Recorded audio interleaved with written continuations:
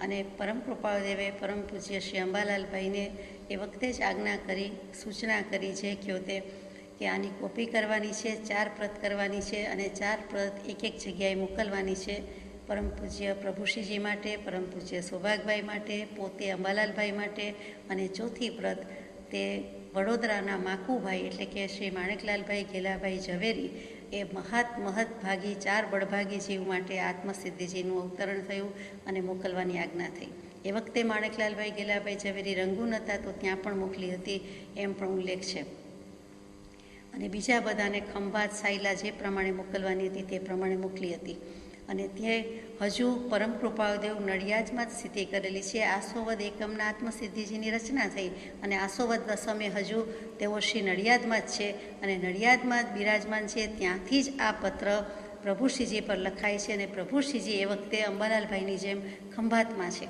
એટલે કે ખંભાતમાં ચોમાસું કર્યું હતું. વિક્રમ સંવત 1949 મુંબઈમાં ચોમાસું, વિક્રમ સંવત 1950 સુરતમાં ચોમાસું અને ત્યાર પછી વિક્રમ સંવત 1951, 1952, 1953, 1954 એમાં વિક્રમ સંવત 1954માં વસોમાં ચોમાસું કર્યું કે જે વખતે તેમને ચરામાં આત્મજ્ઞાનની પ્રાપ્તિ કરાવી હતી. દેહને આત્માનો ભેદ પડી ગયો હતો. સ્વરૂપની તમને હવે ઉપલબ્ધિ છે અને જે કોઈ આવે તે આત્માર્થી જીવને આ સત્સાધનની પ્રાપ્તિ કરાવી તે શ્રી વસોના ચરામાં આ આજ્ઞા પ્રભુશ્રીજીને થયેલી છે એ ભૂલવા યોગ્ય નથી. તો અહીંયા આપણે વાત કરતા હતા કે પ્રભુશ્રીજી પર પત્ર લખ્યો છે, સાથે જ દેવકણજી મુનિ પણ છે, એટલે બંનેને લાગુ પડે છે. વળી બંનેના સંબોધન છે અને બંને પ્રત્યે લખાયા છે આત્માર્થી મુનિપથ અભ્યાસી. એટલે હજુ પ્રભુશ્રીજી દેવકણજી મુનિને આ પત્ર સુધી આત્મસિદ્ધિજી અપાય છે, મોકલાય છે, ત્યાં આત્માર્થી જ લખ્યું છે. આત્માર્થી જિજ્ઞાસુ અને આત્માર્થી એ વિશેષણ એમને મળી ચૂક્યા છે. શુભેચ્છા સંપન્ન સત્માર્ગ જિજ્ઞાસુ માર્ગાનુસારી એ પણ આવ્યું હતું. સત જિજ્ઞાસુ માર્ગાનુસારી ત્યાંથી પત્રની શરૂઆત થઈ. અત્યારે પ્રભુશ્રીજીને આત્મજ્ઞાની લખ્યું નથી, આત્માર્થી લખ્યું છે, એ ભૂલવા યોગ્ય નથી. અને સાથે સાથે મુનિપથ અભ્યાસી, મુનિ આત્મજ્ઞાન ત્યાં મુનિપણું એટલે કે તે માર્ગે જે જઈ રહ્યા છે તે મોક્ષના માર્ગનો અભ્યાસ કરી રહ્યા છે તે, પરંતુ મુનિપથ લખ્યું તે મુનિ મૂન જાણપણું. મૂન સંસ્કૃતમાં ક્રિયાપદ છે, ધ મૂન ચંદ્રની વાત નથી. એટલે જાણપણું, જાણવું એટલે જ્યાં જ્યાં જાણપણું છે આત્માએ પોતે પોતાને જાણી લીધો છે એટલે કે આત્મજ્ઞાન છે ત્યાં મુનિપણું છે.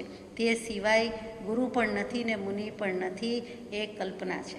એટલે કે જો આત્મજ્ઞાન હોય તો જ તે ગુરુપદને યોગ્ય છે. એટલે અહીંયા લખ્યું કે જે મુનિપથનો અભ્યાસ કરે છે હજુ તો મુનિ થયા નથી. આત્મજ્ઞાન હોય ત્યારે મુનિ કહેવાય. બાહ્ય રીતે સર્વસંગ પરિત્યાગી છે, દ્રવ્યલિંગી છે, પરંતુ કૃપાળુદેવની છાપ જે હોવી જોઈએ કે આત્મજ્ઞાનની પ્રાપ્તિ થઈ ગઈ તે 719માં પત્ર સુધી નથી, એ પણ વિચારણીય છે. એટલે મુનિપથ, મોક્ષનો પંથ, નિર્ગ્રંથનો પંથ, તેનો જે અભ્યાસ કરી રહ્યા છે એનો અભ્યાસ થોડોક થઈ ચૂક્યો છે, થોડોક બાકી છે. તેવા શ્રી લલ્લુજી એટલે કે લઘુરાજ સ્વામીજી, પ્રભુશ્રીજી તથા એમની સાથે જ જેમણે દીક્ષા લીધી હતી તેવા શ્રી દેવકિરણજી મુનિ. વિક્રમ સંવત 1940માં પ્રભુશ્રીજીએ ખંભાતમાં પ્રવર્જ્યા સર્વસંગ પરિત્યાગ કે દીક્ષા લીધી હતી.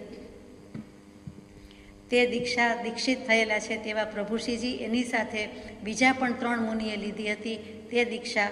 અને તે દીક્ષાવંત જે કોઈ છે તે એટલે દેવકરણજી મુનિની પણ વાત છે. પ્રભુશ્રીજી સાથે બીજા 3 મુનિએ પણ દીક્ષા લીધી હતી, તેમાંના એક દેવકરણજી મુનિ. એટલે બંને મુનિ પ્રત્યે, ખંભાત તીર્થ પ્રત્યે આ પત્ર લખાયો છે. પત્ર પ્રાપ્ત થયું હતું. આપનો પત્ર મળ્યો છે અથવા તો મળ્યો હતો, પહોંચ આપી દીધી. પછી પોતાની દશા શું છે? શ્રી સદગુરુદેવના અનુગ્રહથી અત્ર સમાધિ છે, એટલે કે નડિયાદમાં સ્થિરતા છે, સમાધિ છે. અને શ્રી સદગુરુદેવના કૃપાદેવ પોતે લખે છે. આપણે વિચાર કરીએ કે સદગુરુ આગળ શ્રી લગાડવું કે કેમ, સદગુરુ પાછળ આગળ શ્રી નહીં લગાડીએ તો કોની પાછળ લગાડીશું? એટલે આપણે શ્રી સદગુરુદેવ કી જય પણ બોલતા હોઈએ છીએ, એ પણ યાદ રાખવા જેવું છે. જ્યારે પણ વાત થાય છે ત્યારે વણાઈ ગયું છે એટલે આપણે સદગુરુદેવ કહી દઈએ, પરંતુ અનંત ચતુષ્ટયવંત સદગુરુ થયા છે. અનંત જ્ઞાન, અનંત દર્શન, અનંત સુખ, અનંત વીર્ય માટે તેમની આગળ શ્રી લગાડીએ તો જરાય ખોટું નથી. રાધર શોભા ગૌરવ વધારે છે. બીજા બધાને આપણે શ્રીમાન, શ્રીમતી કહેતા હોઈએ તો સદગુરુદેવને તો શ્રી જેટલી વાર લગાડીએ તેટલી વાર થોડું છે. તેવા શ્રી સદગુરુદેવ આત્મશ્રી, આત્મલક્ષ્મી જેમને સંપ્રાપ્ત છે તેવા સદગુરુ માત્ર સદગુરુ નહીં પણ દેવ સ્વરૂપ પણ મૂકી દીધું. સદગુરુ એકલા સદગુરુ નથી, સદગુરુ દેવ છે. સદગુરુ તત્વમાં જ સદદેવ તત્વ, સદ્ધર્મ તત્વ સમાહિત છે. એટલે કે સદગુરુ પદ મેં સમાત હે, અરહંતાદિ પદ સર્વ, તાતે સદગુરુ ચરણકુ ઉપાસો તજી ગર્વ. એના અનુગ્રહથી અત્ર સમાધિ છે. તો કૃપાળુદેવને કયા સદગુરુદેવ યાદ આવ્યા છે? પોતે જ શુદ્ધાત્મા, નિજાત્મા, પરમાત્મા, પોતે જ પરમપદને કે વરાત્માને કે પરાત્માને, પરાત્મા એટલે પારખો બીજો આત્મા નહીં, પર આત્મા, પરમ આત્મા પોતે થયા છે. તે પોતાના પર અનુગ્રહ છે, પોતે પોતાના પર ખુશ છે. કારણ કે આત્મસિદ્ધિજી શાસ્ત્રનું સર્જન થઈ ગયું છે. તો કે મારા આત્માની મારા ઉપર અનુગ્રહ કે કૃપા હોવાથી મને અત્ર એટલે આ સ્થળે, આ સમયે નડિયાદમાં મને સમાધિ છે. અહીંયા સ્થળ ફેર થયો એટલે મારું હોમટાઉન નથી એમ નથી. આત્મા સ્વભાવ મારીએ છીએ, જ્યાં જાય છે ત્યાં તેમનું પોતાનું જ વતન છે, પોતાનું જ ઘર છે, એટલે તેમને ત્યાં પણ સમાધિ છે. બીજી રીતે કહો તો પોતાને પરમ કૃપાળુ પરમાત્મા મહાવીર સ્વામીનો બોધ અને મહાવીર સ્વામી પોતે તાદૃશ ચિતાર ખડો થયો હોય, પૂર્ણ વિતરાગ જેવો તે બોધ અમને સહજે સાંભળી આવે છે. અને પછી જાણે કે તાદૃશ થઈને બરાબર આત્મસિદ્ધિજીમાં લખી દીધો હોય, તો એ રીતે પણ કહી શકાય કે તે અનુગ્રહ થઈ ચૂક્યો છે. અને અત્યારે અમારા મનમાં પણ મહાવીર સ્વામી બોધ, પ્રસાદ, કૃપા વગેરે છે, તેનાથી મને સમાધિ છે. એટલે કે પોતે સદગુરુદેવનો મહિમા વેદ્યો છે અને અત્રે ઉપકાર બુદ્ધિથી જણાવ્યો પણ છે.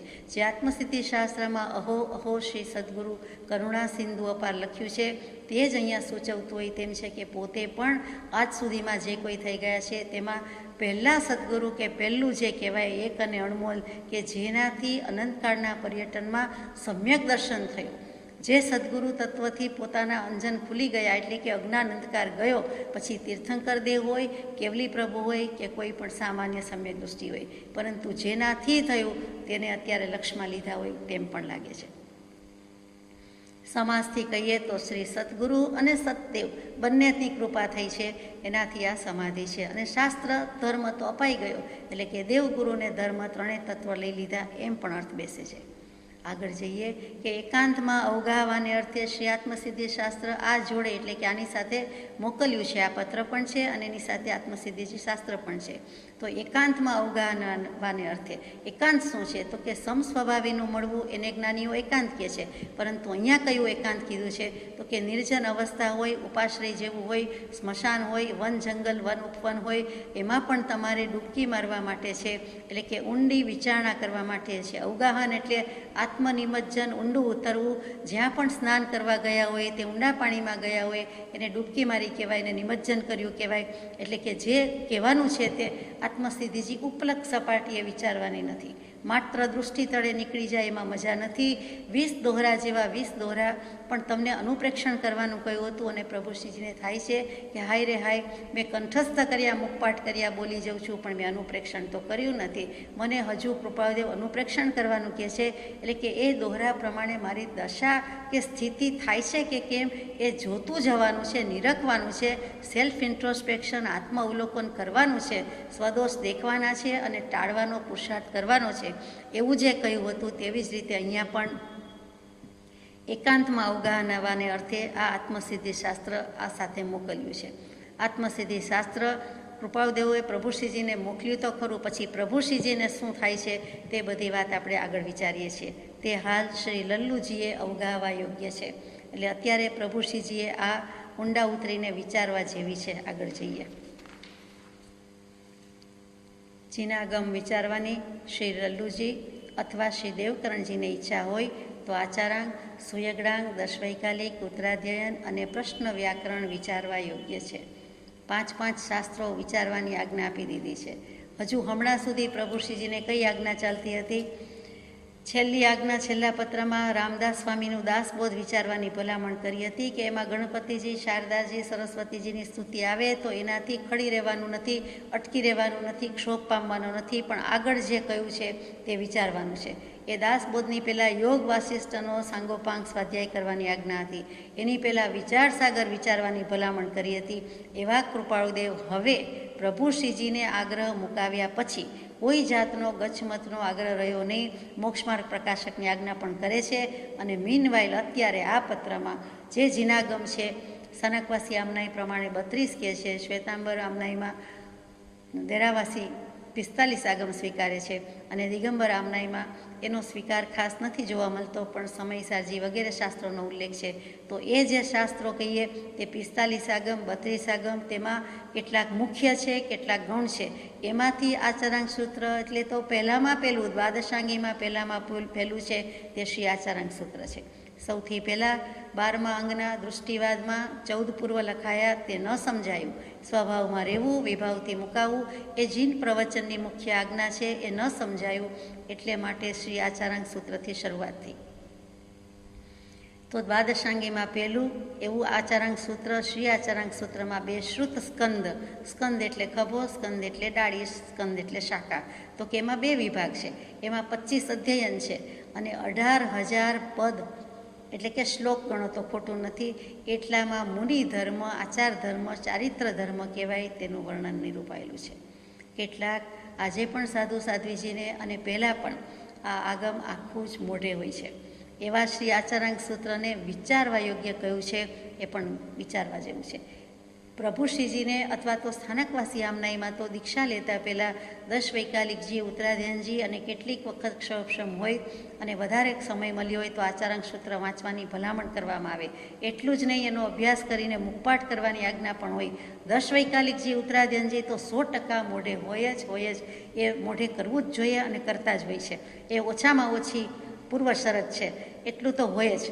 તો પછી એવા આચારાંક સૂત્રની વાત છે તો પ્રભુશ્રીજીને નહોતી ખબર, નહોતું આવડતું, નહોતો અભ્યાસ કર્યો, પણ જ્ઞાનીની આજ્ઞાએ, પરમ કૃપાળુદેવની આજ્ઞાએ, સત્પુરુષની આજ્ઞાએ, તો પરમ પુરુષની આજ્ઞાએ આત્મજ્ઞાની, હવે તો પરમાત્મા જ કહીએ છીએ, તેવા પુરુષની આજ્ઞા મળે એનાથી વધારે પણ મોટું સદભાગ્ય શું હોય. એટલે કે દીક્ષા લીધી હોય તે દીક્ષા ગુરુ છે, જેની પાસે ભણતા હોઈએ તે શિક્ષા ગુરુ છે. ઘણીવાર 2 એક છે, ઘણીવાર 2 જુદા, પરંતુ આ તો સાચા ગુરુ જેને કહેવાય કે હવે જે મિથ્યાત્વ છે એનો અંધકાર જશે, સમ્યક દર્શન મળશે, આત્મજ્ઞાન થશે, પરિણામે કેવલ જ્ઞાન પણ થશે અને મોક્ષે જવાશે, તેવી આજ્ઞા મળે છે. એટલે અહીંયા જેવી તેવી વાત નથી. હવે પ્રભુશ્રીજીને કૃપાદેવ તરફથી આ શાસ્ત્રો વાંચવાની આજ્ઞા મળી ગઈ છે અને દેવકરણજી મુનિને પણ મળી છે. બીજું સૂત્ર છે તેનું નામ સૂત્રકૃતાંગ એટલે કે સુયગડાંગ સૂત્ર છે. સંસ્કૃતમાં સૂત્રકૃતાંગ કહેવાય અને પ્રાકૃત અર્ધમાગધીમાં સુયગડાંગ કહેવાય. એ બીજું સૂત્ર, એના 2 શ્રુતસ્કંદ, એના 23 અધ્યયન, તેમાં 2100 શ્લોક અને મુખ્યતાએ તેમાં સૂચનાત્મક તત્વ જ આવે છે. એટલે કે સૂચના, આપણે જેમ કોઈને કહીએ કે સૂચના આપી, કેટલીક વખત વ્યવહારમાં આપણને સૂચના શિખામણમાં ખબર પડતી નથી. મોટા દોઢ ડાયા જેવો બોધ દેવાઈ જતો એવું લાગે. કેટલાકને સૂચના કરાય, કેટલાકને સૂચના ન કરાય. જેમ કેટલાકને આજ્ઞા કરાય, કેટલાકને ન કરાય. એટલે કે વ્યવહારમાં આજ્ઞા છે તે આદેશ છે, હુકમ છે, અને પરમાર્થમાં આજ્ઞા છે એ જુદી વાત છે. અને પરમાર્થના આજ્ઞા જે પુરુષ કરી શકે તે જ કરી શકે, ગમે તેને ગમે તે માટે આજ્ઞા કરવાનો અધિકાર નથી. એ સમર્થ પુરુષોનું ગજું છે, સમર્થ પુરુષોનું કામ છે. અહીંયા સૂચના છે, સૂચના પણ વ્યવહારમાં કોઈની દર્શનની મીમાંસા પણ મૂકેલી છે. સ્વસમય અને પર સમયનું નિરૂપણ છે. એટલે એમાં પણ આવી ગયું કે વિતરાગ પુરુષને કેવલી કથિત તત્વને શું કહેવું છે તે સ્વસમય એટલે કે આત્મા થઈને ઊભો રહીએ, બેસી જાય, દશા થઈ જાય તેવું, અને પર સમય એટલે કે જે પરદ્રવ્ય પરભાવમાં રખડપટ્ટી કરે છે તેનું પણ નિરૂપણ છે. એ બંને કર્યા પછી સ્વસમય સ્વમતમાં રહેવાની આજ્ઞા છે. અને સૂચનાત્મક તત્વની મુખ્યતા છે. એટલે ઘણી બધી વસ્તુ સૂચનાત્મક છે. ઋષભદેવ ભગવાને 98 પુત્રોને જે વૈરાગ્ય આપ્યો છે, જે વૈરાગ્યનો બોધ આપ્યો છે, એ પણ સુયગડાંગજી સૂત્રમાં છે. આવી બધી સૂચનાત્મક વાત જેમાં મુખ્યપણે છે તે સૂત્રકૃતાંગ સૂત્ર, એ પણ વાંચવાની યોગ્ય છે, યોગ્યતા છે અને વાંચજો એમ કહ્યું છે. ત્રીજું આગમ મૂક્યું છે 10 વૈકાલિક સૂત્ર. શ્રુત કેવલી એવા સ્વયંભવ સુરીજી અને એમનો 6 મહિનાનો પુત્ર જ્યારે પોતે ઘર છોડી દીધું ત્યારે ખબર પણ નથી કે પુત્ર રત્ન ઉતરવાનું છે અને એમણે દીક્ષા લઈ લીધી. એટલે કે કોઈની સંમતિ વિના, કોઈને કયા વિના પણ દીક્ષા લઈ લીધી હતી તે સ્વયંભવ સુરીજી. અને એ સ્વયંભવ સુરીજીએ 10 અધ્યયન રચ્યા છે. એટલે કે 14 પૂર્વ કે 10 પૂર્વના સારમાંથી ઉદ્ધાર કરીને એ 10 વૈકાલિક સૂત્ર રચ્યું છે તેની વાત છે. તે બાળપુત્ર મનક મુનિ માટે રચાયેલું છે. તે વખતે ખબર પણ નથી પુત્ર ઉતરવાનો છે. પછી પુત્ર જન્મ થયો અને 6-7 વર્ષની વયે પુત્ર કહે છે મારા પિતાશ્રી ક્યાં છે? તો 6 વર્ષ સુધી ચાલ્યું. પછી જેવી ખબર પડે છે માતુશ્રી કહે છે કે તો કોઈક જૈન સાધુ થઈ ગયા છે એમ સાંભળ્યું છે. જૈન સાધુ શબ્દ સાંભળ્યો નથી કે ઘર છોડ્યું નથી, હું પણ તે જ રસ્તે જઈશ, એ પણ નીકળી ગયા. અને બધાને પૂછતા ફરે છે. ત્યાં ટૂંક સમયમાં જેમને સ્વયંભૂ સૂરીજીનો જ ભેટો થઈ જાય છે, સંસારી પિતાનો ભેટો થઈ જાય છે. અને કહે છે કે એને તો ખબર પડતી નથી કે મારા પિતાને કોઈએ જોયા છે, દીક્ષા લઈ લીધી છે, જૈન મુનિ થઈ ગયા છે. સ્વયંભૂ સૂરીજી પામી જાય છે કે આ એ જ પુત્ર છે, આ એ જ હોવો જોઈએ. એ પામી ગયા, ઓળખી ગયા, પરંતુ બીજા શિષ્ય સમુદાયને ઓળખાણ ન કરાવી અને એ મનક મુનિને દીક્ષા પણ આપી. એ બાળક છે, આવ્યો છે આંગણે, પાછો જવાની વાત નથી. અને એને આયુષ્ય 6 મહિનામાં પૂરું થઈ જાય છે, એ પણ એમના જ્ઞાનમાં આવી ગયું. એટલે કહે છે કે આ હમણાં આવેલો આ સંતાન ધર્મનું સંતાન, અને એને હવે મારે મહત્તમ કલ્યાણ કઈ રીતે થાય એ હિત જોવું જોઈએ. એટલે હિતાર્થે તેમને ત્યાં ને ત્યાં દીક્ષા આપી દે છે. બીજા કોઈને કહેતા નથી, પોતે એક જ જાણે છે, જેથી શિષ્ય સમુદાય એને નવા શિષ્યની રીતે ટ્રીટ કરે, કોઈ પક્ષપાત કે પૂર્વગ્રહ ન આવે. એટલે કેટલી બધી જવાબદારી છે અને કેવી દશાથી આચાર્ય પદ પોતે મેન્ટેન કરે છે એ પણ જોવા જેવું છે. 10 પૂર્વના પાઠી અભ્યાસી હતા અને એમાંથી ઉદ્ધાર કરીને એ મુનિના નિમિત્તે કલ્યાણ થાય, બધાનું કલ્યાણ થાય. એટલે જે 10 સૂત્રો કે 10 અધ્યાયનું શાસ્ત્ર લખ્યું તેનું નામ 10 વૈકાલિક સૂત્ર. અને મનક મુનિનું ખરેખર 6 મહિના પછી આયુષ્ય પૂરું થઈ જાય છે, પણ કલ્યાણ કરીને ગયા. અને એ સ્વયંભૂ સૂરીજી આ ખરા અર્થમાં પિતા, ખરા અર્થમાં પુત્ર. એટલે એમાં પણ શ્રમણ ધર્મ એટલે કે મુનિ ધર્મ, સાધુ સાધ્વીજીના ધર્મની, ચારિત્ર ધર્મની આરાધના માટે પ્રેરણા મળે, પોષણ મળે. કેવી રીતે હોરવું જોઈએ, કેવી રીતે રહેવું જોઈએ, કેવા ઉપયોગથી રહેવું જોઈએ, તે બધી જ ચર્યાનું ઉત્તમ વર્ણન તેમાં છે. અને એ આજે પણ એ પ્રણાલિકા છે કે એ તો મોઢે હોવું જ જોઈએ. મુખપાઠ સાધ્વીજી દીક્ષા લીધી એ સંયમનો ભાર વહન કરી શકે, સમ્યક પ્રકારે વહતો દોષ છે, આ કરું તો દોષ નથી વગેરે. એટલે એ પણ પ્રભુશ્રીજીને મુખપાઠ હોય જ, તેમ છતાં કે છે વધારે વિચારવા યોગ્ય છે. પછી ઉત્તરાધ્યયન સૂત્ર. 10 વૈકાલિકજી ઉત્તરાધ્યયનજી 4 મૂળ સૂત્રમાં આવે છે. જે 32 આગમની વાત ચાલે છે, 45 આગમની ચાલે છે, એમાં 4 સૂત્ર છે તે જ મૂળ સૂત્ર છે. અને તે 4 સૂત્ર જે છે તેમાં 10 વૈકાલિકજી પહેલું આવી ગયું. હવે બીજું ઉત્તરાધ્યયનજી છે, તે બીજું સૂત્ર છે. અને તેમાં ભગવાન મહાવીર સ્વામીની અંતિમ દેશના છે. તેમાં 36 અધ્યયન છે અને કુલ 1720 ગાથા છે. એ પણ મોટાભાગના સાધુ સાધ્વીજીને દીક્ષા લેતા પહેલાં મોઢે હોય છે, કંઠસ્થ હોય છે. કેમ કે દીક્ષિત, ભાવદીક્ષિત હોય એ પણ મોઢે કરે છે, કારણ કે દીક્ષા લેતા પહેલાં કરી દેવાનું છે. અને એ સિવાય પણ કેટલીક પરીક્ષા આપતા હોય છે, અભ્યાસ કરતા હોય છે, એ પણ મુખપાઠ કરતા હોય છે. તો આમને તો પોતે દીક્ષા લઈને આ પ્રમાણે પાડવાનું છે, એટલા માટે મોઢે કરવાનું આવે જ, સમજવાનું આવે.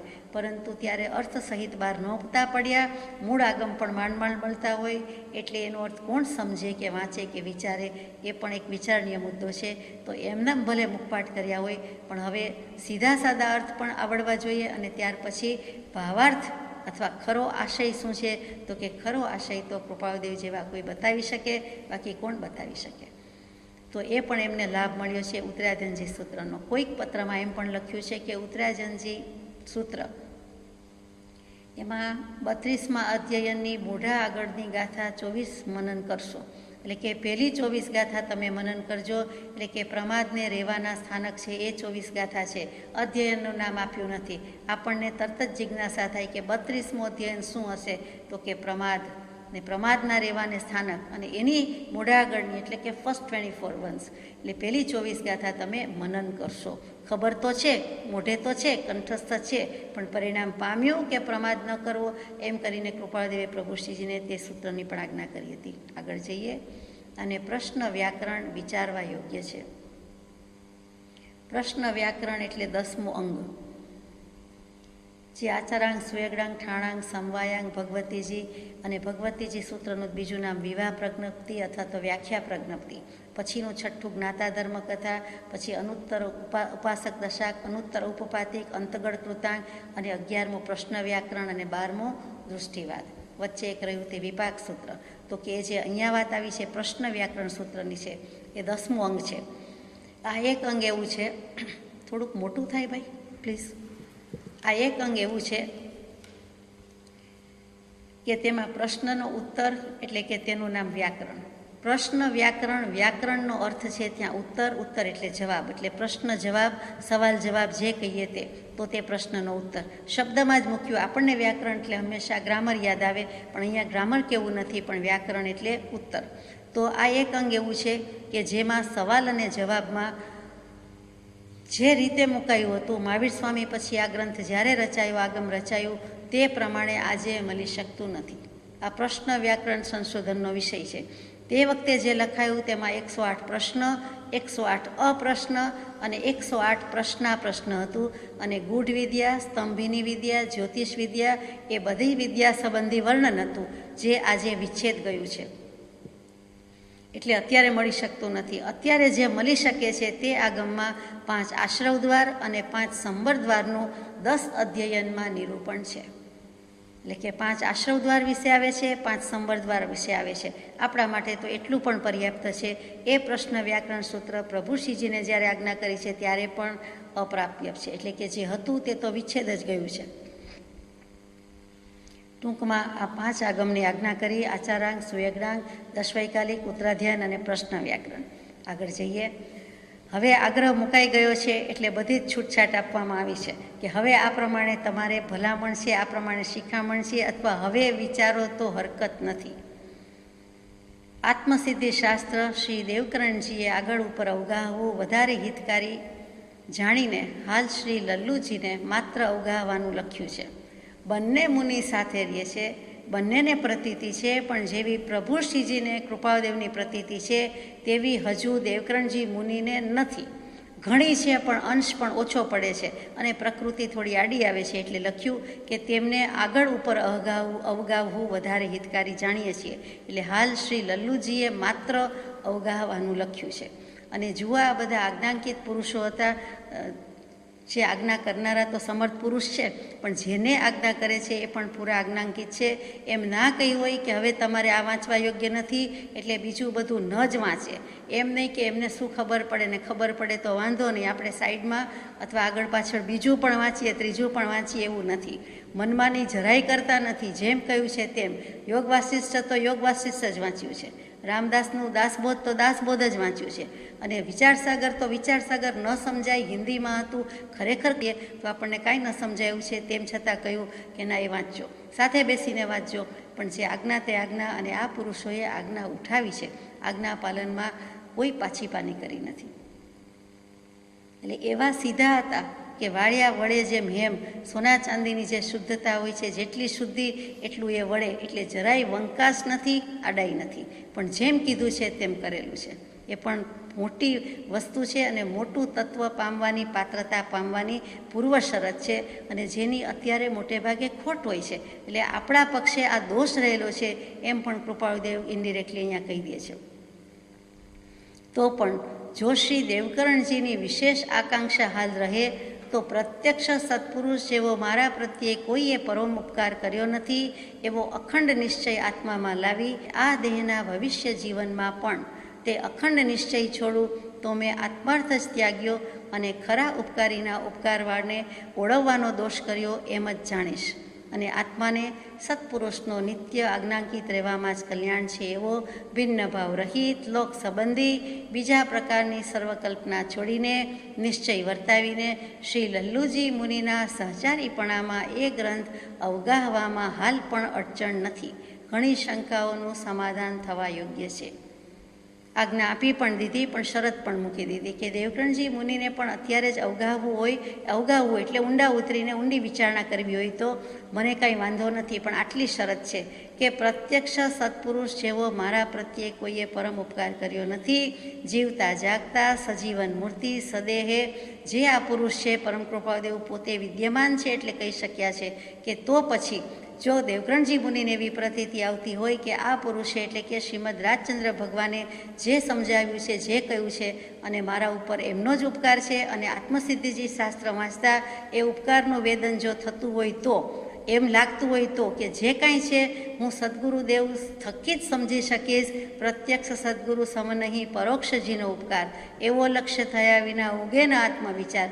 એટલું જ નહીં પણ સદગુરુના ઉપદેશ અવણ, સમજાય અને જીને રૂપ, સમજ્યા વણ ઉપકાર છો, સમજીએ જીન સ્વરૂપ. અમે મહાવીરના વેશધારી છે, નિર્ગ્રંથનો વેશ છે, દીક્ષા લીધી છે અને મહાવીર સ્વામી પાસેથી ડાયરેક્ટ બધું છે તે આગમવાણી વાંચી લઈએ, અભ્યાસ કરીએ અને વળી વ્યાખ્યાન શૈલી પણ અદ્ભુત છે, વ્યાખ્યાનની કળા એમની પાસે છે. તો અમે અમારી મેળે કલ્યાણ કરી શકીશું એમ નહીં. મહાવીર સ્વામી થઈ ગયા, આગમ છે, જૈન કુળમાં જન્મ, જૈન દીક્ષા વગેરે વગેરે ગમે તેટલું હોવા છતાં પણ આ સદગુરુદેવના તત્વ વિના, એના અવલંબન વિના કોઈ ઉપકાર કરી શકતું નથી. અને પરમ ઉપકાર તો એમનો જ છે, એવો અખંડ નિશ્ચય આત્મામાં લાવી હવે અખંડ અને નિશ્ચય સમજવાનો છે. નિશ્ચય શબ્દ આપણે વ્યવહારમાં બોલતા હોય એટલે એમ થાય સમજી ગયા, પણ વિચારવા જેવું છે. નિતાંતયા ચિનોતી ઇતિ નિશ્ચય નિસ્વત્તા ચી, તો કે દૃઢ મત, સીધો સાદો મત નહીં, પોતાની માન્યતા ઉપર ચોકડા છેકા ભૂંસી નાખવાની છે અને પછી કોરી પાટી કરીને જે ભગવાન કહે છે, સદગુરુદેવ કહે છે, કૃપાદેવ કહે છે તે, તો કે એ દૃઢ મતનું અવલંબન લેવું. મહાવીર સ્વામીને પણ ઘડીભર એક બાજુ મૂકી દેવાના છે. શું કામ? તો કે એક મહાવીર તેવા જ બીજા મહાવીર થયા. તો બીજા મહાવીર સ્વામીમાં પહેલાં મહાવીર સ્વામી સમાય જ ગયા છે. અનંતા તીર્થંકર, અનંતા જ્ઞાની સમાવેશ પામ્યા છે. તો એમાં બધું આવી ગયું, હાથીના પગલામાં સર્વ સમાય છે. એટલે ડાયરેક્ટ ડાયલિંગ નથી, પરંતુ સદગુરુ તત્વ જે મૂક્યું છે, શ્રી સત્પુરુષોએ સદગુરુની ભક્તિ નિરૂપણ કરી છે, તે શિષ્યના કલ્યાણ થવા અર્થે કહી છે 6 પદના પત્રમાં. ત્યાં સત્પુરુષોએ સદગુરુની ભક્તિ એટલે શું? સત્પુરુષો એટલે તીર્થંકર દેવોએ સત્દેવ, સદગુરુ, સદધર્મ તત્વની દેશના દીધી છે, એમાં સદગુરુ તત્વ છે. તો ત્યાં સદગુરુની ભક્તિ નિરૂપણ કરી છે. અહીંયા પણ એ જ કહેવું છે કે એના જેવો ઉપકાર, એમાં વળી પરમ ઉપકાર એટલે કે છેવટનો ઉપકાર, અલ્ટિમેટ ઉપકાર, મોક્ષમાં લઈ જાય તેવો, પરમપદની પ્રાપ્તિ કરાવે તેવો ઉપકાર જો કોઈએ કર્યો હોય તો આ મારા સદગુરુદેવ, પરમ કૃપાળદેવ પરમાત્માએ કર્યો છે, જેણે આ કાળમાં કૃપા કરીને ગુજરાતી ભાષામાં સમજાય તેમ, આબાલ વૃદ્ધ સમજે તેમ 6 દર્શનના સાર રૂપે, 14 પૂર્વના સાર રૂપે, કોઈની લાગણી અંતઃકરણ દુભાવ્યા સિવાય, ટીકા ટિપ્પણ ખંડન મંડન કર્યા સિવાય સિફતથી આત્મસિદ્ધિ થાય તે લખી દીધી અને તે શાસ્ત્ર પાછી કૃપા કરીને આપ્યું, એનું દાન આપ્યું, મોકલી દીધું. તો આ દીધેલું દાન છે અને તેને પણ જો પ્રત્યક્ષપણે ઉપકાર નહીં વેદે તો વાંચવાનો કોઈ અર્થ નથી. એટલે કે નિશ્ચય, દૃઢ મત રાખવાની છે, અખંડ નિશ્ચય, ખંડ ખંડ નહીં. થોડાક દિવસ નિશ્ચય રહીએ, થોડોક વખત રહીએ, થોડીક કલાક લાગે, થોડીક ગાથામાં નિશ્ચય આવે ને થોડીક ગાથામાં જતો રહીએ, એમ ચાલે બાલે નહીં. જે લખ્યું છે તેમાં મીનમેક નથી, ટપકામાંય ફેરફાર નથી. વળી નિશ્ચય એટલે પૂછતાછ, શંકા રહિતપણું, સંદેહ રહિતપણું, એ તો ખરું જ, તો જ નિશ્ચય આવે. પરંતુ નિશ્ચય એટલે તમારે પૂછવું હોય તો પૂછી આવો, 17 ગણને ગળી આવો, ગાળી આવો, પણ પછી પૂછ્યા પછી એક પર આવી જાઓ, એના પર અખંડ નિશ્ચય લાવો. અખંડ એવું દ્રવ્ય આત્મા છે અને એની જો પ્રતીતિ લાવવી હોય, એનો અનુભવ કરવો હોય, એની શ્રદ્ધા કરવી હોય તો એવું જેણે કર્યું છે તેવા પુરુષ વિના થઈ શકવાનું નથી. લાગી છે તેને જ લાગી છે, તેના ચરણ સંગથી લાગે છે. એવો અખંડ નિશ્ચય કે આ પુરુષ જ લાગે છે, કરીને આવ્યા છે, લઈને આવ્યા છે અને તેણે આત્મસિદ્ધિ આપી, તો બીજું શું હવે કરવાનું રહ્યું? ખાલી અમલમાં મૂકવાનું છે. અમલ, આચરણ, શબ્દોય મજાના છે. મળ રહિત થવાનું છે. હવે રાગદ્વેષ રૂપી ભાવમળ રાખવાના નથી. સંકલ્પ વિકલ્પ રૂપી કલ્પનાને તિલાંજલિ આપવાની છે. એવો અખંડ નિશ્ચય કરવાનો છે. એટલે કે દૃઢ મતથી, દૃઢ અભિપ્રાયથી આ કરવાનું છે. આત્મામાં લાવી અને આ દેહના ભવિષ્ય જીવનમાં પણ તે અખંડ નિશ્ચય છોડું. અને આ દેહના ભવિષ્યમાં એટલે આ જીવન, કે હવે જીવનભર છોડવું નહીં. આ જે દેહ છે ત્યાં સુધી, આ મરણાંત, મરણ સુધી છેક લગી તે ભવિષ્ય જીવનમાં પણ તે અખંડ નિશ્ચય જો છોડી દઉં તો શું થાય? તો મેં આત્માર્થ ત્યાગ્યો છે, આત્માર્થ ત્યાગી દીધો. આત્માર્થી થયા ન હોય ને આત્માર્થ ત્યાગવાની વાત આવી ગઈ તો કે આ રસ્તે જવાની બદલે આ રસ્તે હું જઉં તો જ સાચું, પરંતુ માનો કે ન ગયો કે ન જઈ શક્યો તો મેં આત્માર્થનો ત્યાગ કરી દીધો. હાથમાં વસ્તુ ગ્રહણ કરી ન કરી પાડી દીધી. નાનું બાળક પાડી દે તોય ગમતું નથી, મોટા પાડી દે તોય ગમતું નથી, અનાયાસે પડી જાય, આપણા હાથમાંથી છટકી જાય તોય ગમતું નથી, ખેદ થાય છે. તો કૃપાદેવ પહેલેથી કહી દે છે કે ધ્યાન રાખજો, સાવચેતી રાખજો, ઉપયોગ રાખજો. આ પાડી દેવા માટે નથી, પડી જવા માટે નથી. ચડવું તુંગ જહાં સે પતન, શિખર નહીં વો કોપ. જ્યાંથી શિખર પર ચડવાનું હોય ત્યાંથી ડૂબી મરવાનું કે પડી જવાનું હોય જ નહીં. તો એ તમારે આત્માર્થ છોડી દેવાનો નથી. ત્યાં પ્રશ્ન થાય કે આત્માર્થ કોને કહેવો? આત્માર્થીના લક્ષણ વગેરે તો આત્મસિદ્ધિ શાસ્ત્રમાં મૂકેલા જ છે. એટલે એમાંથી એ સમજશે જ. આપણને તો ખબર પડી ગઈ છે આત્મસિદ્ધિ આવી ગઈ એટલે આપણે બોલી જઈએ કે 38મી ગાથા. કષાયની ઉપશાંતતા માત્ર મોક્ષય અભિલાષ, ભવે ખેદ અંતર દયા ત્યાં આત્માર્થ નિવાસ. ભવે ખેદ પ્રાણી દયા ત્યાં આત્માર્થ નિવાસ. આત્માર્થી થશે તે જિજ્ઞાસુ થશે જ. એટલે પ્રાણી દયામાંથી અંતરદયા આવવાની જ છે. એટલે તે જિજ્ઞાસુ જીવને થાય સદગુરુ બોધ, તો પામે સમકિતને વર્તે અંતર શોધ. તો અહીંયા કશાયની ઉપશાંતામાં કાંઈ ફેર પડવાનો નથી. જો એ આત્મસિદ્ધિજી ન સમજી શકે તો એનો અર્થ જ કે મેં આત્માર્થ હતો એ પણ ત્યાગી દીધો. એટલે કશાયના ઉપશમનની વાંધો પડી ગયો. માત્ર મોક્ષ અભિલાષ નથી. આ તો વ્યાખ્યાનમાં કેવા થાય, બે કડી કેવા થાય, બોલવા થાય એટલા માટે સદુપયોગ કરવા માટે નથી. એવો સદુપયોગ કરવા નથી. બીજાને કંઈ બતાવવા માટે નથી, પોતાના માટે છે કે મેં આ કર્યું, મારી સદગુરુ પ્રત્યેની આ ભાવના છે, એને હું પરમાત્મા માનું છું, તો આગળ વાત જાય. માત્ર મોક્ષ અભિલાષ. ભવે ખેદ, ભવનો સંસાર પ્રત્યે વૈરાગ્ય છે. દીક્ષા લીધી છે તો વૈરાગ્ય નથી, છે જ, પણ કૃપાળદેવ કહે છે તેવો આકરો વૈરાગ્ય નથી, જોઈએ તેવો વૈરાગ્ય નથી, ખૂટે છે. એ દેખાડવા માટે છે, અથવા બીજા કોઈ કારણે લીધેલી દીક્ષા એ દીક્ષા નથી. મોક્ષના માર્ગની દિશાનું ભાન થાય પછીનો પુરુષાર્થ હોય તો એ દિશામાં આગળ વધી શકે, એનું નામ દીક્ષા છે. દીક્ષા શબ્દનો અર્થ પણ એમ જ છે કે મોક્ષનો માર્ગની દિશા એટલે ક્યાં જવાનું છે, આત્મકલ્યાણ કેવી રીતે થાય, સમ્યક દર્શન કેવી રીતે થાય, અથવા છે કે કેમ, ત્યાર પછીનો પુરુષાર્થ ઉપડે કેવલ જ્ઞાન સુધીનો, માટે સર્વસંગ પરિત્યાગ કીધું છે. ચોથે ગુણસ્થાનકે દીક્ષા, અરે કે સમ્યક દર્શન, અને પછી દીક્ષા લે છે ત્યારે આપણે આગળ ગયા એમ કહીએ છીએ. અત્યારે આપણને અવળું દેખાય છે, પણ ખરેખર આ વિચારવાનું છે કે જો મેં છોડી દીધું તો આત્માર્થ જ ત્યાગ કર્યો. વળી આત્માર્થ બીજું કોને કહે છે તો કે મૂળ માર્ગમાં આપણને શીખવાડી દીધું છે. બરોબર 5મી ગાથા, 11 કડીમાં 5મી ગાથા. હવે જ્ઞાન દર્શનાદિ શબ્દનો રે સંક્ષેપે સુણો પરમાર્થ મૂળ માર્ગ, સાંભળો છીનનો રે એને જોતા વિચારી વિશેષથી રે, સમજાશે ઉત્તમ આત્માર્થ મૂળ માર્ગ, સાંભળો છીનનો રે. ત્યાં ઉત્તમ અર્થમાં ઉત્તમ ઉત્કૃષ્ટપણે જે અંધારાનું ઉન્મૂલન કરી નાખશે. એટલે એકદમ ઊંચું, વધુમાં વધુ ઉન્મૂલન, અને પછી તમ એટલે અંધકાર. એટલે હવે અજ્ઞાનરૂપી અવિદ્યારૂપી અંધકાર રહેવાનો જ નથી, ઉખેડી નાખવાનો છે, મૂળ સહિત ઉખેડી નાખવાનો છે. માટે ઉત્તમ શબ્દ મૂક્યો છે ને પછી આત્માર્થ મૂક્યો છે. તો ઉત્તમ એવો આત્માર્થ ત્યાંથી પ્રાપ્ત થશે. કેવી રીતે? કે જ્ઞાન અને દર્શન શબ્દનો પરમાર્થ સાંભળો. તે મૂળ માર્ગ પદની અપેક્ષાએ લખ્યું છે. એ જ જ્ઞાન દર્શન ગુણ, એની જ પર્યાય પરિણમન એટલે જ્ઞાન દર્શન ઉપયોગ, અને તે જ સમજાશે. તો જ સ્વભાવનું ભાન, અને તો જ સમ્યક દર્શન અને અખંડ નિશ્ચય, અને તો પછી પરિણામે કેવલ જ્ઞાન. એટલે કે તમે તે આત્માર્થ ત્યાગી દેવાની બદલે ખરા ઉપકારને ઓળવવાનો દોષ કર્યો એમ જ જાણીશ. એટલે એક બાજુથી આત્માર્થ ત્યાગી દેશો તો પછી શું થશે તો કે ખરા ઉપકારી, જેણે ખરેખરું સ્વરૂપ બતાવ્યું. ખરો શબ્દ મજાનો છે, ખરો શબ્દ ખરો જ છે કે સમ્યક દર્શનને ખરેખરું વિચારવામાં આવે તો 9મે સમયે કેવલ જ્ઞાન થાય. એવો જે ખરો શબ્દ છે, ખ કહેતા આકાશ, ખ કહેતા શૂન્ય. આજે શૂન્યતામાં લઈ જાય, નિર્વિકલ્પતામાં લઈ જાય. આકાશ જેવી અસંગતા, નિર્લેપતા અને અનંતતાનો જે લક્ષ્ય કરાવે તેનું નામ ખરું. તો શું સ્વરૂપ છે મારું ખરું? બધે જ ખરું અને ખરેખરો જ આવે.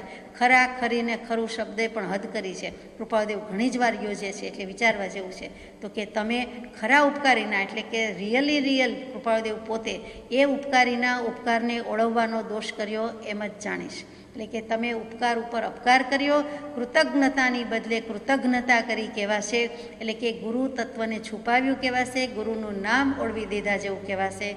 તેવું કદી કરવાનું નથી. એ તો મોટી આસાધના છે. અને આત્માને સત્પુરુષનો નિત્ય આજ્ઞાંકિત રહેવામાં જ કલ્યાણ છે એવો નિશ્ચય કરવાનો છે. હવે મારે આજ્ઞાંકિત રહેવાનું છે, સત્પુરુષની આજ્ઞામાં રહેવાનું છે. બીજી બધી આજ્ઞા પાડી. અહીંયા તો હવે કૃપાળુદેવ જેમ કહે તેમ કે સદગુરુ સત્પુરુષ પ્રત્યેની આજ્ઞા અને નિત્ય પ્રત્યે, એટલે કે 24 કલાક સદા સર્વદા કોઈ પણ વિધિ, કોઈ પણ ક્રિયા, કોઈ પણ ભાવ, કોઈ પણ માન, કોઈ પણ વાત, તો કે એની આજ્ઞા એ કરવાનું છે. અને એ ન હોય, હાજર ન હોય તો પ્રભુશ્રીજી છે, તો પ્રભુશ્રીજીની આજ્ઞામાં રહેવાનું છે. કારણ કે એ બંને ગુરુ શિષ્ય જેવા, ગુરુ બંધુ લાગે છે પણ ખરેખર ગુરુ શિષ્ય છે. તો એ રીતે કૃપાળદેવે કહી દીધું છે કે નિત્ય અને આજ્ઞાંકિત. હવે આજ્ઞાંકિત એટલે આપણે સીધો સાદો અર્થ કરીએ વિનય, પણ આજ્ઞાંકિતનો અર્થ શું થાય? તો કે આજ્ઞા જેણે આંકી દીધી છે તે પોતાના હૃદય પટ પર કે માનસ પટ પર ફૂટપટ્ટીથી, આંકડીથી જેણે આંકી દીધી છે, એટલે કે અંકન રેખા પાડી દીધી છે કે આજ્ઞાના જ લીટા પાડ્યા છે, ઊભા કે આડા કે ગોળ ગોળ, પણ અમારે આજ્ઞા જ છે, અમે આજ્ઞામાં જ રહીએ છીએ. જુઓ, આજ્ઞાને અહીંયા આવું કહેવું પડે છે આપણે કે અમે આજ્ઞા અંકિત છે, આજ્ઞા આંકી દીધી છે, અમે આજ્ઞાંકિત જ છીએ. કૃપાળદેવ ઘણીવાર આજ્ઞાંકિત લખે ત્યારે કે જીન ભગવાનની આજ્ઞામાં અમે આજ્ઞાંકિત છીએ, એટલે કે એના આજ્ઞાંકિત છીએ. તું કોણ છે? તો કે તું સત્પુરુષનો શિષ્ય છે. કૃપાળદેવ પોતે પોતાને પૂછે છે અને બીજાને પણ સંબોધીને કહે છે. આપણે કૃપાળદેવને કહીએ છીએ, કૃપાળદેવ પોતાના સત્પુરુષને કહે છે, આગલા ભવના સદગુરુદેવ મહાવીરદેવને કહે છે, અને પોતે જ મૂક્યું છે 21મા પત્રમાં. એટલે વચનામૃતજી અંતર્ગત 21મો પત્ર, જેનું શીર્ષક પણ વચનામૃત, તેમાં લખે છે તું સત્પુરુષનો શિષ્ય છે. તો અહીંયા આપણે વાત કરતા હતા કે આજ્ઞાંકિત, આજ્ઞા તો એક જ છે, સ્વભાવમાં રહેવું, વિભાવથી મુકાવવું. એ જીંદ પ્રવચનની 14 પૂર્વના સારરૂપે મુખ્ય આજ્ઞા છે. તેવી આજ્ઞામાં રહેવા માટે જે જ્ઞાની પુરુષે જે આજ્ઞા કરે છે તે છે, અને તેમાં રહેવા માટે કલ્યાણ છે, તેમાં રહીશું તો કલ્યાણ છે. એવો નિશ્ચય કેવો જોઈએ? ભિન્ન ભાવ રહિત. તમે દેવકરણજી મુનિ, તમને ભેદભાવ રહે છે કે અમને પ્રભુશ્રીજી પ્રત્યે થોડો વધારે લગાવ છે, કે હું પક્ષપાત કરું છું અને તમારી થોડીક પણ ઉપેક્ષા કરું છું, અથવા તમને પહેલાં નથી કહેતો, પહેલાં પ્રભુશ્રીજીને કહું છું, એવું મનમાં દેવકરણજી મુનિના વેદન છે. એ જાણે છે કૃપાળદેવ, ધીમે ધીમે કઢાવે પણ છે કે અમને કોઈ ફેર પડતો નથી. તમે એકલા છો, અમે આજ્ઞા કરી તો એકલા પ્રભુશ્રીજી આવ્યા, પધાર્યા, નીચેથી ઉપર કે ઉપરથી નીચે, ફાઇન, વાંધો નથી, પરંતુ અમને કોઈ બાધ નથી. તમે નથી આવ્યા, તમે આજ્ઞાનું પાલન કર્યું, એ અમને ગમ્યું. હવે અમે તમને કહીએ છીએ કે આવો, અમને કાંઈ વાંધો નથી, સાથે બેસીને વિચારીએ, અથવા બંને સાથે હોય તો વાંધો નથી. તો તમે પણ મનમાંથી કાઢી નાખો. કૃપાળદેવને તો સર્વજીવ છે સિદ્ધ સમ, એટલે એવો ભેદભાવ છે જ નહીં, ભિન્ન ભાવ રહિત. અમને પક્ષપાત કે પૂર્વગ્રહ હોય જ નહીં, છે જ નહીં. તમે પણ મનમાંથી કાઢી નાખો. તમે અને લઘુરાજ સ્વામી પ્રભુશ્રીજી સાથે પણ ભેદભાવ રાખો નહીં, કે એ આગળ કે હું આગળ, કે એમને આમ કે તમને આમ. આવા જે લૌકિક ભાવ થઈ જાય છે તેનાથી રહિત થઈ જાઓ. એટલે એ અભેદભાવ રાખો. બીજો અભેદભાવ, સદગુરુ અને પરમાત્મામાં, જ્ઞાની અને પરમાત્મામાં જે કોઈ અંતર માને છે તેને મોક્ષની પ્રાપ્તિ અસુલભ છે. જે કોઈ અંતર માનતું નથી તેને મોક્ષની પ્રાપ્તિ સાવ સુલભ છે. તો સદગુરુ સંત સ્વરૂપ તું જ એ દૃઢતા કરી દેજ, તો તમે અમારામાં અને ભગવાનમાં, વિતરાગમાં, પરમાત્મા તત્વમાં, સતદેવ તત્વમાં કોઈ ભેદ માનશો નહીં. એ પણ કૃપાળદેવ કહી દે છે, ધીમેકથી કહી દે છે કે ભિન્ન ભાવ રહિત. તમે તમારા બીજા સંબંધો વચ્ચે પણ ભેદભાવ નહીં રાખો, અને મારી સાથે પણ નહીં રાખો. મારામાં તમે જ્ઞાની માનો છો, પણ મારામાં ને પરમાત્મામાં પણ કોઈ આંતરું નથી, એ પણ તમે વિચારો.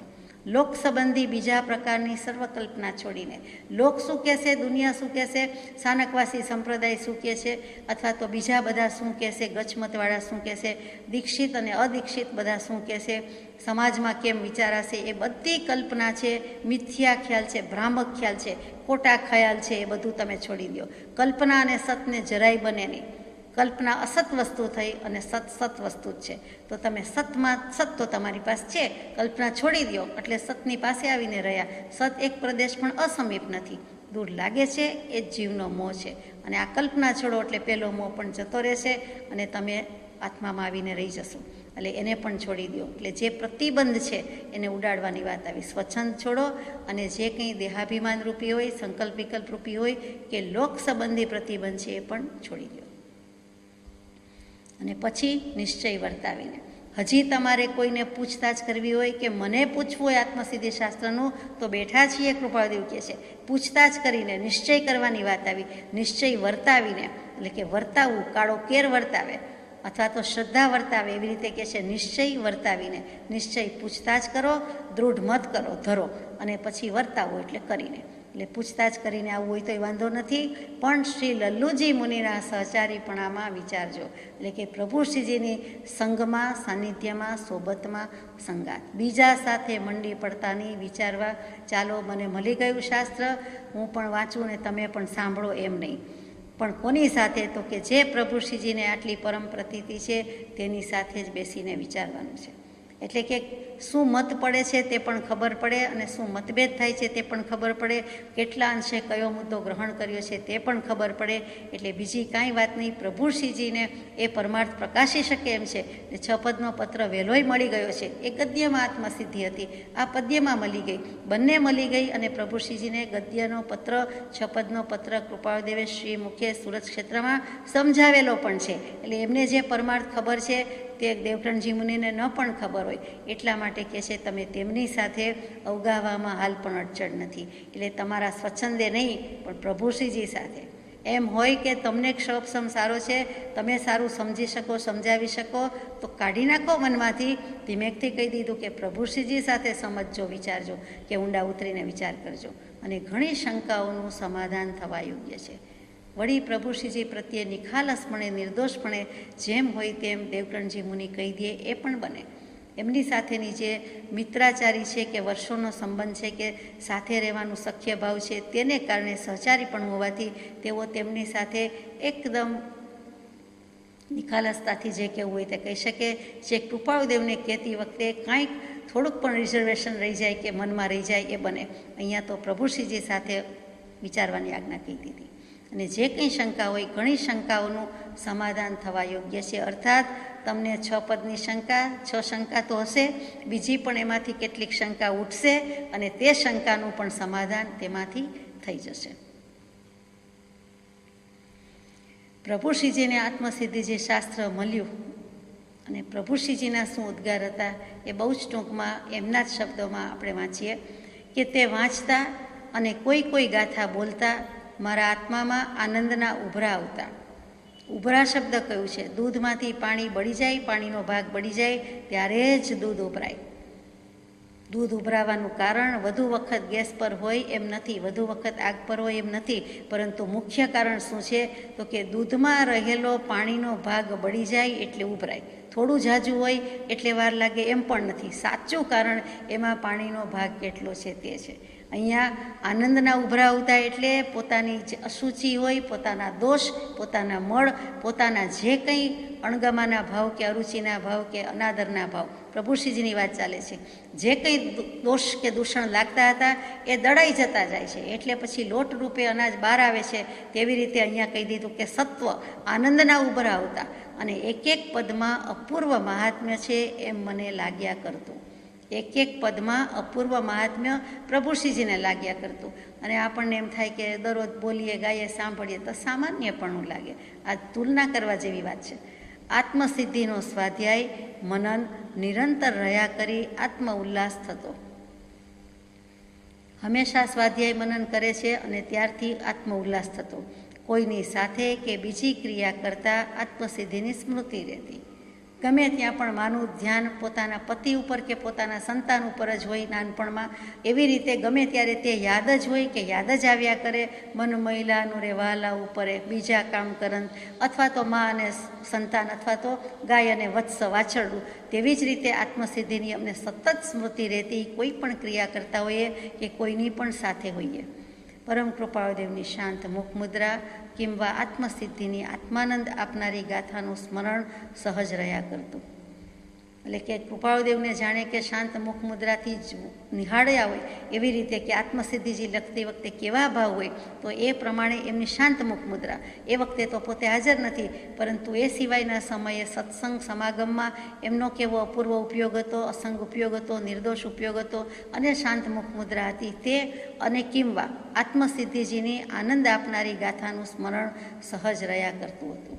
એટલે ધારો કે સ્વભાવની વાત આવતી હોય તો વર્તે નિજ સ્વભાવનો અનુભવ લક્ષ્ય પ્રતીત, તો છેલ્લી અવસ્થામાં પ્રભુ શ્રીજી એવી ગાથા આવે ત્યાં બેઠા થઈ જતા. સહેજે ઊભા થઈ શકાય નહીં, પડખું બદલી શકાય નહીં, તે 82મે વર્ષે આવી બધી ક્રિયા થતી, આવી બધી પ્રવૃત્તિ થતી. એ બ્રહ્મચારીજીએ સાક્ષાત નિહાળ્યું છે.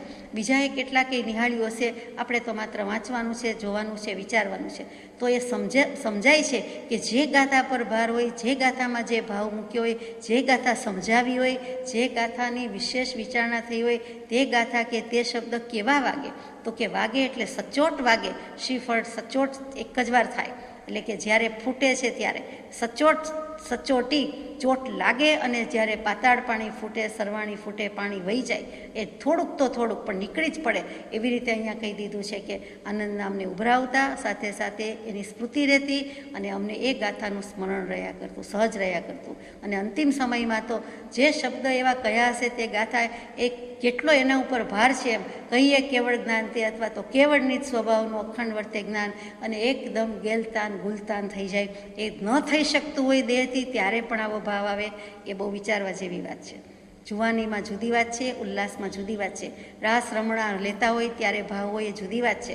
ભક્તિ કરતા હોય ખંભાતના દરિયામાં જુદી વાત છે. પરંતુ છેલ્લા સમયે પણ આવો ભાવ આવે અને દેહ ક્રિયા કરી બેસે, એવી ચેષ્ટા કરી બેસે, તે કૃપાળુદેવ સાક્ષાત હાજરા હજુર છે. એનું યોગ બળ કે એનું બળ વર્તે છે તેમ દેખાય. એના હૃદયમાં હનુમાનજીના હૃદયમાં, છાતીમાં રામચંદ્રજી, તો પ્રભુશ્રીજીના હૃદયમાં પરમ કૃપાળુદેવ હતા. રોમે રોમ પ્રગટાવેલા હતા. એવા પ્રભુશ્રીજી આત્મસિદ્ધિજી વિશે શું લખે, કરી બતાવ્યું છે. સૌભાગભાઈએ કરી બતાવ્યું, સિદ્ધિ હાંસલ કરી, દેહને આત્માના 2 ફટ જુદા લાગ્યા. અંબાલાલભાઈ એ જ પુરુષાર્થમાં આગળ વધી રહ્યા છે, પ્રમાદ કાઢી નાખે છે. અને અપ્રમત્ત ભાવે જે જોયું છે એ તો ભૂલી શકે એમ જ નથી. અંબાલાલભાઈએ તો 142 ગાથા 1.5 કલાક સુધી, 3 ઘડી સુધી, 4 ઘડી સુધી કૃપાળુદેવને નિરખ્યા છે, નિહાળ્યા છે. એટલે એની તો કોઈ વાત જ અજબ ગજબની છે. અને માણેકલાલભાઈ ગેલાભાઈ પણ દર અઠવાડિયે 10-12 પાનામાં સવિસ્તર આત્મસિદ્ધિજીના અર્થ લખતા. આપણા હિન પુણ્ય કે જે કંઈ હોય તે એ અર્થ મળી શક્યા નથી, અથવા ક્યાંય કોઈએ પ્રગટ કર્યા, છપાવ્યા હોય તેમ નથી. આટલા વર્ષ પછી પણ એમના એ અર્થ કોઈ પાસે મળી શક્યા હોય એવું મારા ખ્યાલમાં નથી. તો અહીંયા વાત કરતા હતા કે પ્રભુશ્રીજીને કેવી દશા થઈ ગઈ, અને અન્ય કશું ગમતું નહીં, બીજી વાતો ઉપર તુચ્છ ભાવ રહ્યા કરતો, મહાત્મ્ય માત્ર એક સદ્ગુરુ અને તે ભાવનું આત્મામાં ભાષ્યમાન થતું હતું. ત્યાં દશા કહી દીધી પોતાની કે તે આત્મભાવનું વેદન, તે સમ્યક દર્શન અમારા અંતરમાં ભાષ્યમાન થતું હતું. એમને તો લાગતું જ હતું કે સમ્યક દર્શન થઈ ગયું, કે આનંદના ઉભરા આવી ગયા. પરંતુ કૃપાળુદેવે એટલે કે આત્મસિદ્ધિજી આપ્યું. વિક્રમ સંવત 1952 આસો મહિનો એટલે ધ એન્ડ, એ વર્ષનું પૂરું થયું. પછી 1953 એક વર્ષનો અસીમ પુરુષાર્થ, અને 1954 વર્ષોમાં કૃપાળુદેવે પ્રભુશ્રીજીને ચરામાં 3 દિવસમાં છેલ્લા દિવસે આત્મજ્ઞાન કરાવ્યું. 1 મહિનો સાથે રહેવાનું થયું, અને તે વખતે જેટલો સમય મળ્યો તેટલો, પરંતુ તે વખતે છેલ્લે ચરો જે કહેવાતો હોય તે, ખેતર તો નહીં પણ ચરો, અને એ ચરામાં તેમને આત્મજ્ઞાનની પ્રાપ્તિ થઈ. તો અહીંયા વાત કરતા હતા કે પ્રભુશ્રીજીને પણ આત્મસિદ્ધિજીનું દાન લેતા, સ્વીકારતા, જે ઉભરા આવ્યા, જે આનંદ થયો. ઉભરા જેવા તેવા નથી, આનંદના છે. બીજા ઉભરા હોય એ તો બેસી જાય, આ તો આનંદના ઉભરા છે. આત્મા સચ્ચિદાનંદ સ્વરૂપ છે, એટલે ઉભરાયા જ કરે, એ ઉભરો આવ્યા જ કરે, એટલે કે ચાલુ જ રહે. એને જેને આપણે ઉકળે છે એમ કહીએ છીએ, ઉભરા પછી ઉકળે છે એમ કહેવાય. ઉભરો તો આવી જાય, પછી પાણી બળી ગયું હોય, પછી જે થાય છે તે ઘટ્ટ થાય છે, એટલે કે દૂધ ઉકળતું હોય છે. તેવી જ રીતે આત્માની સ્થિતિ ગાઢ થતી જાય છે, દશા ઓર મજબૂત થતી જાય છે, શ્રદ્ધાનું દોરડું પણ દૃઢ થતું જાય છે. સત્પુરુષની આજ્ઞામાં વર્તવાનો જેનો દૃઢ નિશ્ચય વર્તે છે, અને જે તે નિશ્ચયને આરાધે છે, તેને જ જ્ઞાન સમ્યક પરિણામી થાય છે. એ વાત આત્માર્થી જીવે અવશ્ય લક્ષમાં રાખવા યોગ્ય છે. જેને સત્પુરુષની આજ્ઞામાં રહેવાનો દૃઢ નિર્ધાર થઈ ગયો, દૃઢ નિશ્ચય થઈ ગયો, એના માટે જ જીવન છે, બીજું કાંઈ નથી. જીવું છું તો માત્ર સત્પુરુષની આજ્ઞા ઉઠાવવા અને એનો જ પુરુષાર્થ કરવું, અને આ દેહ મારો જ નથી, આત્મા મારો છે એટલું જ, અને આત્મા છું એ ભાન એમણે કરાવ્યું છે. એટલે હવે તો એની જ આજ્ઞામાં રહી જાઓ, અને એને નિશ્ચયને આરાધે છે. એટલે જે નિશ્ચય કર્યો છે બોલવા કહેવા પૂરતો નથી, એ પ્રમાણે આરાધે છે. હાથમાં દોરડું તો હોય, કોઈ વસ્તુ ખેંચવાની હોય કે બાંધવાની હોય, પણ બાંધીએ નહીં તો શું? હાથમાં દવા તો હોય, ડૉક્ટર પાસે જઈ આવ્યા, નિદાન કરાવ્યું, અને પછી દવા આપીએ પણ લઈ આવ્યા, મહાપ્રયાસે ભેગું કર્યું. હાથમાં રાખીને ફરીએ તો શું, કે બોલ્યા કરીએ તો શું, કે હમણાં દવા લઈ લઉં, હમણાં દવા લઈ લઉં, અને ભૂલી જઈએ કે લઈએ નહીં તો એનું પરિણામ આવે, કાંઈ ન આવે. એ કેટલું સમજાય છે કે પેટમાં ગયું હોય તો આવે ને. તો એવી રીતે નિશ્ચય કર્યો, પણ નિશ્ચય કર્યા પછી આરાધવો તો જોઈએ ને, કાંઈક કરવું તો જોઈએ ને. તો કે જે કરવાની વાત આવે છે ત્યાં જરાક તકલીફ થઈ જાય છે. તેને જ જ્ઞાન સમ્યક પરિણામી થાય છે. કૃપાળુદેવ જ બહુ ઓછી વાર વાપરે, પરંતુ અહીં વાપર્યો છે કે તેને જ એવી દશા થશે, તેને જ એને દૃઢ નિર્ધાર હશે તો જ આ થવાનું છે, બાકી થવાનું નથી. ઓફકોર્સ પત્ર પ્રભુશ્રીજીને દેવકરણજી મુનિને છે. તે વાત આત્માર્થી જીવે અવશ્ય લક્ષમાં રાખવા યોગ્ય છે. જવાબ આવી ગયો કે માત્ર આ બે મુનિને લખ્યો છે ને આપણને કંઈ કહ્યું નથી એમ નથી. આત્માર્થી જીવે અવશ્ય લક્ષમાં રાખવા યોગ્ય છે. ઘણીવાર એમ થતું હોય કે તે જીવને એવી યોગ્યતા કે અયોગ્યતા એટલે કૃપાળુદેવે લખ્યું હોય એમાં આપણને તો કેટલું લાગવું પડે? આપણને બધું જ લાગવું પડે. એ જીવમાં તો બીજા ગુણ હશે, આપણામાં તો એ ગુણ નથી એમ માનીને અનંત દોષનું ભાજન ગણીને બધું જ લાગવું પડે. બધી જ દવા આપી છે, પછી પાછી એમ દલીલ કરીએ કે બધી દવા થોડી એકસાથે લેવાય, પણ બધી દવા સાથે લેવાનું ગજુય નથી. આપણે એક દવા લઈએ, એક ઉપાય કરીએ, એક દોષ ટાળવાનો ઉપાય કરીએ તોય બસ છે. તેમજ અમે જે આ વચન લખ્યા છે તેના સર્વજ્ઞાની પુરુષો સાક્ષી છે. બધા જ આજ સુધીના જ્ઞાની પુરુષની સાક્ષી લઈ લીધી. માત્ર તીર્થંકર દેવ નહીં, કેવલી નહીં, અનંતા જ્ઞાની થયા. એમાં અનંતા જ્ઞાની પુરુષોએ આમ જ કહ્યું છે અથવા આનો અનુભવ થઈ ગયો છે. સાક્ષી નજરે જોયેલું છે, અનુભવથી નિહાળેલું છે, અને અનુભવપૂત વચન છે કે દરેક જ્ઞાની પુરુષને ખબર છે કે એના જ્ઞાની, એણે જેને જ્ઞાની માન્યા હોય તેનું, કે એને જેને ગુરુ માન્યા હોય તેને, એનાથી જ કલ્યાણ થાય. એની આજ્ઞાના નિશ્ચયથી કે એના નિશ્ચયની આજ્ઞાથી જે કયો તે નિર્ધાર થાય તો જ વાત જાય. નિશ્ચય અને આશ્રય હોય તો જ કલ્યાણ થાય. ત્રણ કાળમાં સત્પુરુષ અને સત્સંગ વિના કલ્યાણ થાય જ નહીં. બીજા મુનિઓને પણ જે પ્રકારે વૈરાગ્ય, ઉપશમ અને વિવેકની વૃદ્ધિ થાય તે પ્રકારે શ્રી લલ્લુજી તથા શ્રી દેવકરણજીએ યથાશક્તિ સંભળાવવું તથા પ્રવર્તાવવું ઘટે છે. તેમજ અન્ય જીવો પણ આત્માર્થ સન્મુખ થાય અને જ્ઞાની પુરુષની આજ્ઞાના નિશ્ચયને પામે તથા વિરક્ત પરિણામને પામે, રસ આદિની લુપ્તતા મોડી પાડે, એ આદિ પ્રકારે એક આત્માર્થે ઉપદેશ કર્તવ્ય છે. બીજા મુનિઓને પણ, કયા બીજા મુનિઓ? આત્મસિદ્ધિજી તો બધાને આપી નથી, હજુ તો 4 જ જીવને આપી, 4 જ આત્માને આપી. એમાં દેવકરણજી મુનિને અડધી છૂટ આ રીતે મળી. એકલા વાંચવાની નહીં, એટલે કે રેઢી મૂકવાની નથી. આત્મસિદ્ધિ શાસ્ત્ર પ્રભુશ્રીજી સાથે વાંચે તો બસ, બીજા કોઈને જણાવવાનું નથી, કહેવાનું નથી, બતાવવાનું નથી, વગેરે વગેરે આવી ગયું. હવે બીજા મુનિઓ કોણ? તો કે પ્રભુશ્રીજી સહિત 7 મુનિ હતા. એ ઈડરગીરી ઉપર 7 મુનિની વાત આપણે વાંચી છે, સાંભળી છે. તો એ જે વાત છે તે 7 મુનિમાં બીજા કોણ? તો કે પ્રભુશ્રીજી, જેનું નામ લલ્લુજી મુનિ કે લઘુરાજ સ્વામીજી, તે પછી અહીંયા દેવકરણજી મુનિ લખ્યા છે તે સાથે હતા. ત્રીજા મોહનલાલજી મુનિ, ચોથા લક્ષ્મીચંદજી મુનિ નારના હતા તે, પછી ચતુરલાલજી મુનિ, અને પછી નરસિંહ રખ અને વેલશી રખ મુનિ હતા. આ 7 મુનિઓ હતા. એટલે 7 મુનિ છે. બીજા જુદા વિચરે છે અત્યારે. તો કે બીજા મુનિઓને પણ શું કરવાનું છે? જે પ્રકારે વૈરાગ્ય, ઉપશમ અને વિવેકની વૃદ્ધિ થાય તે પ્રકારે એનો વૈરાગ્ય વધે, એનો ઉપશમ વધે અને વિવેક વધે તેવી રીતે, એટલે કે બીજી કોઈ રીતે નહીં, ગાથા મોઢે કરીને ગાયા કરે ને બોલ્યા કરે એમ નહીં, પણ સમજવાનું છે અને વૈરાગ્ય ઉપશમ લાવવાનો છે. એના માટે શ્રી લલ્લુજી તથા શ્રી દેવકરણજીએ યથાશક્તિ સંભળાવવું તથા પ્રવર્તાવવું ઘટે છે. તમે તેને આજ્ઞા કરજો, અથવા તો તમે તેના ગુરુ છો, તેના આચાર્ય છો, મોટા છો, વડીલ છો ઘરમાં, ઉપાશ્રયમાં, તો તમારે તે મુનિને પણ વાળવાના છે. વૈરાગ્ય ઉપશમ વધે તેવું કહેવાનું છે. અને યથાશક્તિ, તમારી પણ યથાશક્તિ, તે લોકોની પણ યથાશક્તિ, એ પ્રમાણે સંભળાવવું. એટલે કે આત્મસિદ્ધિજી હાથોહાથ બતાવી દેવાની, આપી દેવાની વાત નથી, પણ સંભળાવવું તથા પ્રવર્તાવવું ઘટે છે. કે વૈરાગ્ય, ઉપશમ, વિવેક લાવો, પછી અમને જે દાન મળ્યું છે તે આત્મસિદ્ધિજીનું દાન તમને પણ કહીશું, આપીશું, બતાવીશું. અત્યારે તમે એમનેમ પહેલાં યોગ્યતા લાવો, પાત્રતા લાવો. જવાબદારી સોંપી દીધી અને આમ જુઓ તો આજ્ઞા કરી દીધી કે બીજા 5 મુનિને પણ તમે કરજો.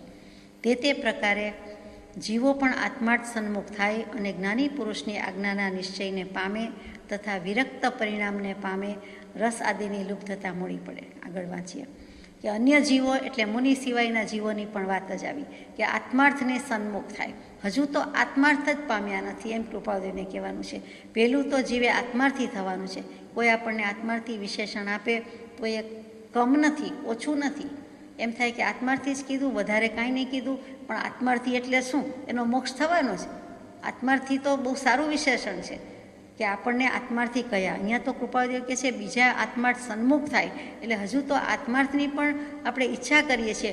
મુમુક્ષુ કહીએ તો કહીએ ને, કૃપાળુદેવે મુમુક્ષુ વિશેષણ આપ્યું તો તરી ગયા કે આપણને મુમુક્ષુ કીધા એટલે હવે જિજ્ઞાસુય થવાના ને આત્માર્થીય થવાના ને બોધેય પામવાના. પરંતુ કૃપાળુદેવ કહે તો અહીંયા કૃપાળુદેવ કહે છે કે આત્માર્થ સન્મુખ થાય. એટલે હજુ તો આત્માર્થ પણ સાધ્યો છે કે કેમ તે વિચારવાનું છે.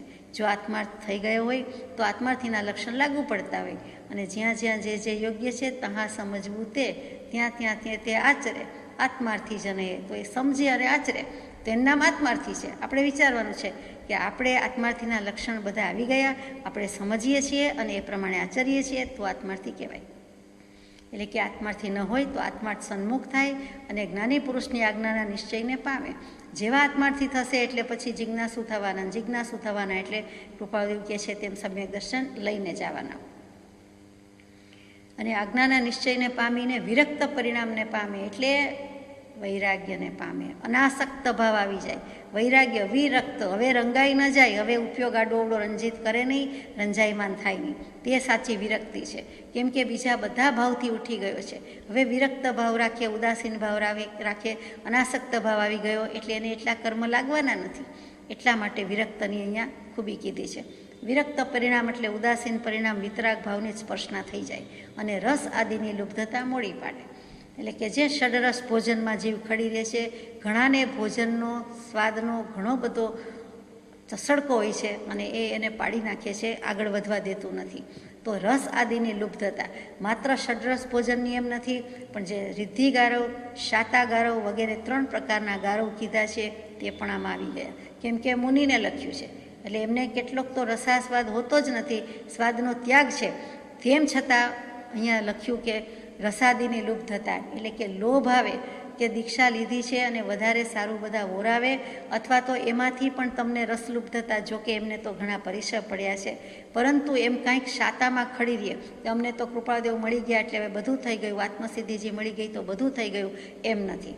અમે 3 પાઠ આજ્ઞા ભક્તિ કરીએ એટલે અમને અથથી ઇતિનો સંતોષ, તો એવું નથી. પણ હાથમાં મળ્યો પ્રસાદીની લુબ્ધતા મોડી પાડવાની છે, પછી કાંઈક કહેજો. જે કશાયની ઉપશાંતા છે એવી રીતે જ આ કહી દીધું છે કે એમાં લોભાઈ જવાનું નથી, એમાં ખૂંચી પડતા નહીં. સીધી જમીન પર ચાલો. આ ભીની છે, આ ગારો છે, આ કાદવ કીચડ છે, આ કાળી માટી છે, આમાં ફસાયા તો બીજાની મદદ વિના હાથ બહાર નહીં કાઢી શકો, પગ બહાર નહીં કાઢી શકો. એટલે સદગુરુનો અવલંબન તો છે જ, જોઈએ જ, અને તે પ્રમાણે એક આત્માર્થી ઉપદેશ થવો કર્તવ્ય છે. તમને આટલો ઉપદેશ આપીએ છીએ અને તમે પણ તે બીજા મુનિને કે બીજા જીવોને આમ કહેજો. અનંતવાર દેહને અર્થે આત્મા ગાળ્યો છે. જે દેહ આત્માને અર્થે ગળાશે તે દેહે આત્મવિચાર જન્મ પામવા યોગ્ય જાણી સર્વ દેહાર્થની કલ્પના છોડી દઈ એકમાત્ર આત્માર્થમાં જ તેનો ઉપયોગ કરવો એવો મુમુક્ષુ જીવને અવશ્ય નિશ્ચય જોઈએ, એ જ વિનંતી. અનંત કાળથી અનંત દેહ આત્માર્થે ગાળ્યા નથી, પણ દેહાર્થે જ ગાળેલા છે. આત્માનું કાંઈ કર્યું જ નથી. તો હવે આ એક ભવ, જો આત્મવિચાર જન્મ પામવા યોગ્ય માનવ દેહ છે અને ઉત્તમ સંયોગ મળ્યા છે, તો દેહાર્થની કલ્પના છોડી દઈ, હું કેવો કેવી એ બધું છોડી દઈએ, દેહ માટેની કોઈ વાત નહીં, આત્માર્થમાં જ તેનો ઉપયોગ કરીએ તો મુમુક્ષુ જીવને એટલો અવશ્ય નિશ્ચય જોઈએ કે આ દેહ અને હવે રહ્યું સયું તો આત્માર્થે જ ગાળીશ, એ જ વિનંતી. સર્વ મુમુક્ષુઓને નમસ્કાર પ્રાપ્ત થાય. લિખિતંગ શ્રી સહજાત્મ સ્વરૂપ 707 નંબરના પત્ર પછી ઘણા વખતે કૃપાળુદેવનું આ લિખિતંગ મળે છે આપણને. એમની દશા તો હતી જ, પણ બધા પત્રોમાં લખ્યું નથી અથવા આપણી પાસે આવી શક્યું નથી. તો સહજાત્મ સ્વરૂપ તો હતા જ, ઘણા પત્રોથી છે અને છે જ. અહીંયા પત્ર પૂરો થાય છે અંતમાં. પ્રભુ સત્ય ધર્મને ઉદ્ધરવા શરીરી ભાવ સદાવરવા અજ્ઞાન કલંક મહાહરવા કરી દેખની આપે ના પરવા અંતર અતિ ઉલ્લસે હો કે આત્મસિદ્ધિ નિરખી. સજાત્મ સ્વરૂપ પરમ ગુરુ.